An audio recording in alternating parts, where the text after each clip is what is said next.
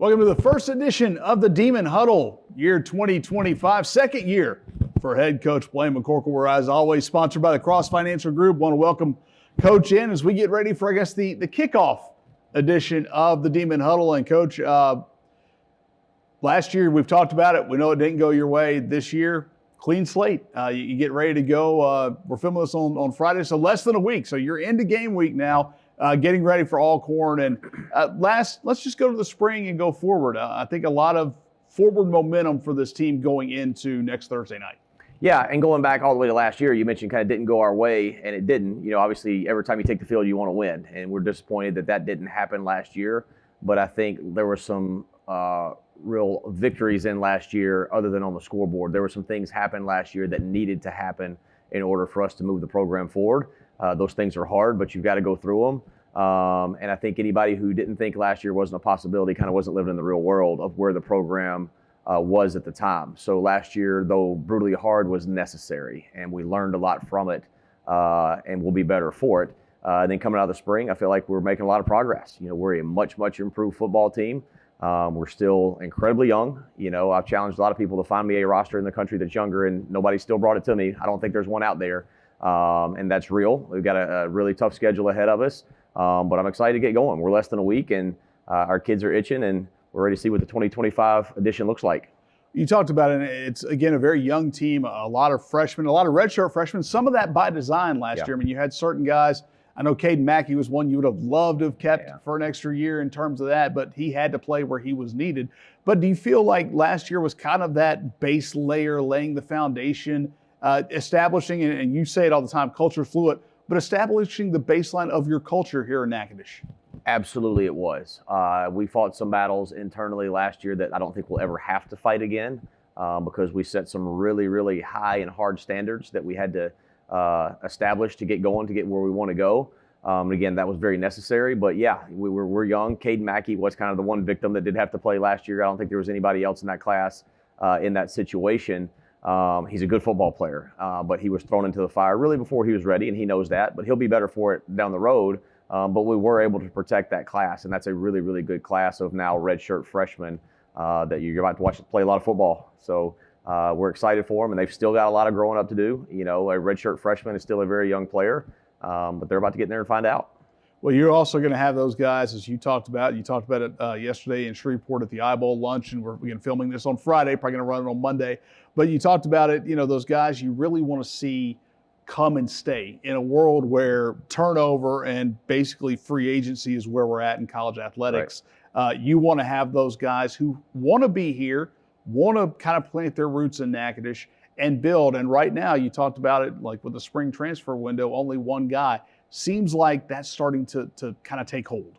Yeah, it is. We are building an environment of young men that want to be at Northwestern State, and they're proud of that. They're proud of the link. You know, it's starting to mean something to them again, and that's real. You know, and the two freshman class that we brought in, I've had them set goals as a class, and both of them have set goals with that type of verbiage in there. You know, last year's class set a goal, don't be the first one to leave. Obviously, there's been a couple leave. You're always going to have a few. This year's freshman class, you know, a couple of their goals, it was really neat for me to see when they brought them to me, were graduate together, be in each other's weddings, which is awesome, and two words, no transfers. You know, and if they're thinking that way coming in as freshmen, if we can keep that mindset and keep building on that, they will stay because, you know, retention really is the key to sustained success in college football. You can have a quick fix for a year, but we're not here for that. You know, in the spring, we had one player enter the transfer portal, and half our guys right now couldn't tell you who that was. You know, so, you know, when we look at around our conference at the end of the spring, there were people with 15, 18, 20 people going to the portal in the spring. We had one. So we're kind of accomplishing that goal and building that mindset even with a lack of success. So when we start having some success, what's that going to look like? You know, are they going to be able to hang on to that and say, hey, we've done something here, let's keep building on it and growing? Or are they going to get stars in their eyes and get tempted by the scumbag agents of the world, right? Because that's real too. The people getting their DMs saying they can get them this and get them that, which they can't. So we're in a good spot with that. And I'm really proud of the way our culture is shifting with the unity aspect. You literally touched on it and touched the link that everyone wears. I think something that always has stood out to me the last couple of years when you and I have talked or when you've talked in public is your definition of a teammate. It doesn't just mean the 101 that are in right now or the 105 or whatever the roster grows to in your time here. It goes back farther, and I think that's a great story to share. It goes back to Gus Kinchin and you some years ago now. But just if you'll tell the people watching kind of what your definition of a teammate as opposed to maybe what most people think of a teammate. Right. Well, the story that I shared, kind of when I kind of reshaped the way I look at that, is when I was in college at LSU. I was speaking at an FCA event. I did a lot of those there in the Baton Rouge area, and it was fun. And Gus Kinchin, who was one of the Chinese Bandits on the 1958 LSU team, was there, and I knew him well. We did a lot of things together, but he introduced me to the crowd to speak next as his teammate. And I kind of asked him about that later. I was like, what was that about? And he explained that, even though he played in 1958 and I was playing in the 1990s, he played with somebody who played with somebody who played with somebody and so on, who I was playing with. So we're teammates. We're all LSU Tigers together. And it's the same thing here. That's why the link is so powerful here that, I want those guys to know that they have a standard to uphold from years and years of really good dominant football here in Natchitoches. And that's the standard. And their teammates from past years are counting on them.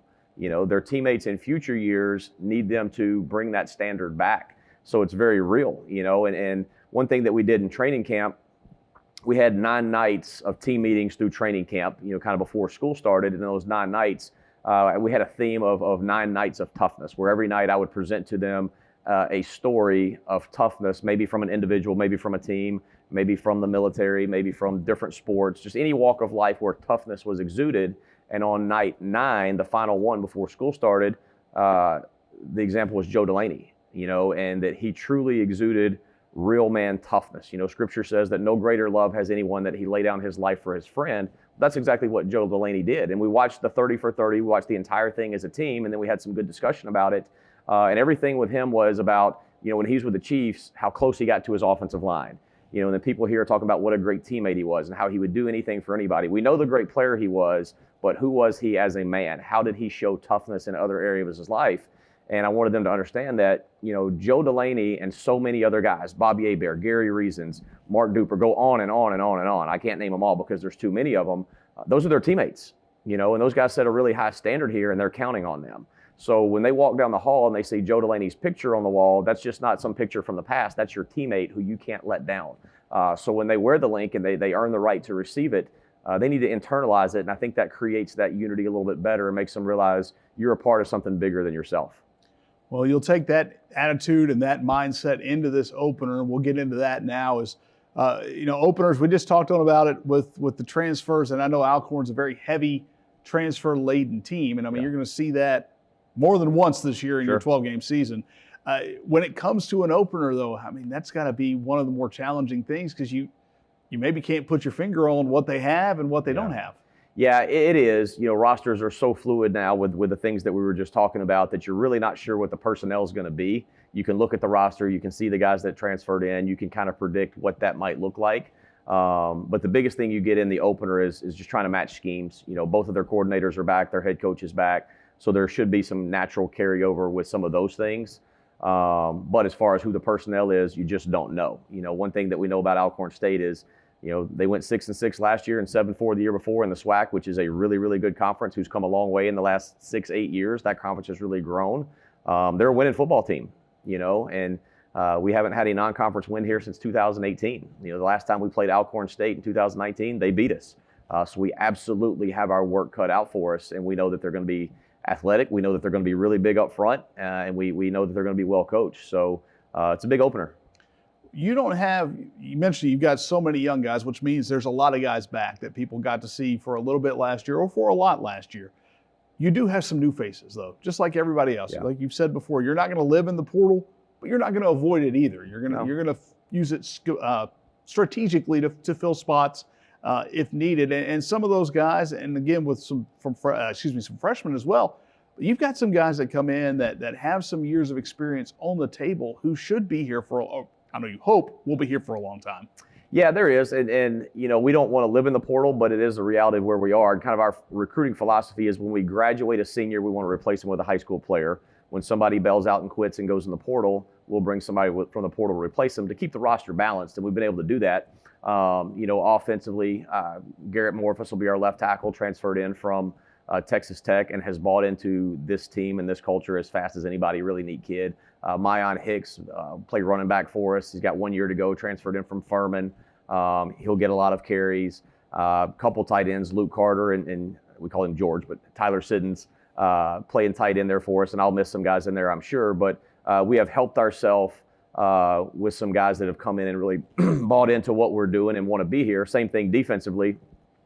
Fernando Washington, linebacker, I think people are really going to enjoy watching him play. I mean, this kid comes to work every day with a smile on his face. He can run, he can hit, and just like some of those other transfers, has really fallen in love with this place in a hurry. Another linebacker, Gabriel Anderson-Dale, it has 4 years to go, and transferred in from North Texas, but he's going to be a good player. And then there's a handful of other guys that have kind of shown up and done some things. I'm sure I'm missing some of them as we go, but excited about that. Colby Cage in the secondary and Jakarian Latham have shown up with 1 year to go to allow guys like Caden Mackey to keep developing and growing. Caden's going to play a lot of football. I'm not saying that, but it does offer a little bit of relief for some of those young guys because I think those young guys are going to be really, really good, but it did offer a little bit of a buffer to allow them to develop.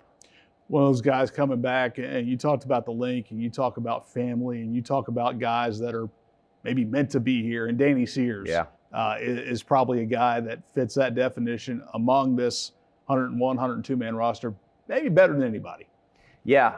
Obviously, Danny's dad played here. He's the head coach down at St. Paul's. His brother played here, and now he's here. He's one of our captains. He'll be our starting Mike linebacker. Loves Northwestern State. Being here really means something to him, and he's one of those guys who has stuck it out through the hard times. He was here through the darkest days, and he's still here, and he's still fighting and loving this place, and he has reason to. He's got a lot of family legacy. Another guy on the other side of the ball that's really the same way is Colby Burrell. Colby Burrell's family's from here. Parents went to school here. He stuck it out through the dark days, had a lot of injuries last year, and has had he's our most improved player in the spring, has had a phenomenal preseason. And I really like our running back room because when he's healthy and on, he's really good and he's fun. And I'm really proud of what Colby has brought. He's shown a lot of toughness in sticking it out when it would have been easy for him to bail out of here. But I think he sees this place a little bit bigger and sees himself as a Northwestern State guy, kind of like Danny does. And we've got a lot of those on our team. You go through our team. Jackson Hedrick's dad played here. Ford Clark's dad played here. Eli Little's uncle played here. I'm going to miss somebody, but Andrew Fields, a freshman receiver, his dad played here. And we're starting to see more and more of that, with guys that have a connection to Northwestern State. Makes them want to play a little harder because it means something to them. Yeah. Eli's cousin was playing guitar and That's singing right, yeah. at FanFest a couple of weeks ago. That's right. So T. Little, shout out to him from a few years ago. He's a pretty good offensive lineman in his day, and very talented away from me. Maybe him and Garrett Morphus can do a collaboration because I believe Garrett's got some musical talent. He's pretty good, yeah. So you got a very well-rounded group, but also touch on this real quick. You talked about ties. We're talking about family ties. You've got a tie to Alcorn's head coach. It goes back a few years, but y'all shared a staff together. We did. Yeah, we worked together 1 year at Tennessee Martin in 2003, I guess it was. Yep, we were there for 1 year. He was our running back coach. I was coaching the offensive line. So, yeah, we broke a couple huddles together. You remember anything, any stories you can tell on camera that? No.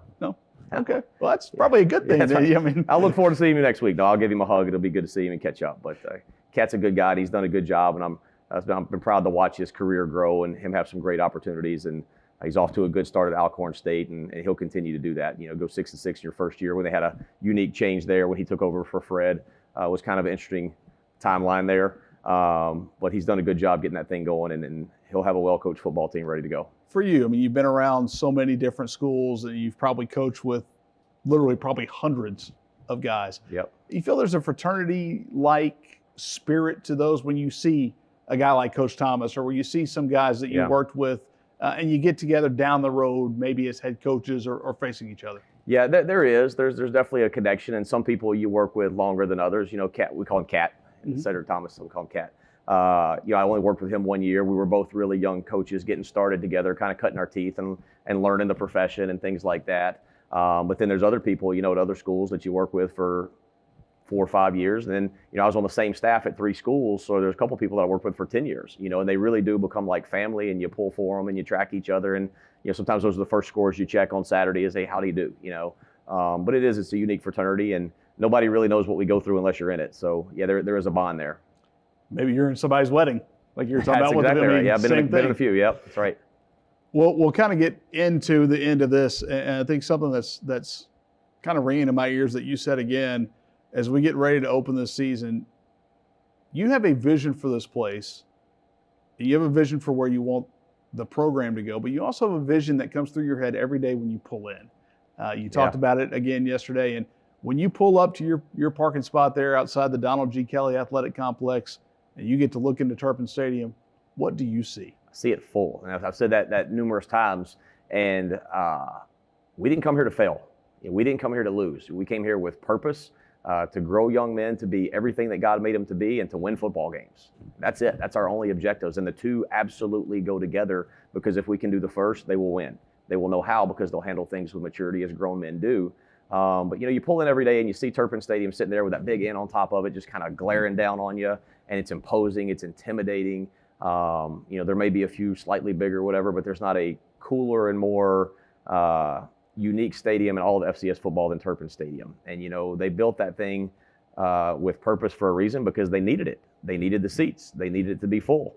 And if it's been done before, it can be done again. And the fact that we had as little success as we had last year and still finished second in the conference in attendance speaks volumes to what this place will be again and should be again. And when we get it right and start stacking some W's, that thing will fill back up again, and it's going to be a really cool thing to experience. So yeah, I make no secrets about the fact that I'm a dreamer. I dream big because you have to. The trophy right now has nobody's name on it. Nobody says that we can't go get it, right? So if you can't see yourself doing great things, you never will. So that's one thing that I try to talk to our players all the time, is like, you have to dream big, see yourself doing great things, but then you got to go to work and make it happen. And we've got a staff and a team right now that's working really hard every day to get that thing filled up and make the people that are so proud of it be able to walk in that light again. Well, you've put in a lot of work since last year. It's getting down to the crunch time for game one, and certainly hope the W's start stacking up Thursday night, 7 o'clock against Alcorn State here in Turpin Stadium. First time in, I believe, 6 or 7 years the Demons are opening at home. It's been a while since we've had a true season opener at home, but Thursday night, 7 o'clock against Alcorn State. Coach Blaine McCorkle's second opener, and the Demons looking to start stacking those W's, start filling Turpin Stadium. This has been the Demon Huddle, presented by Cross Financial Group here on YouTube.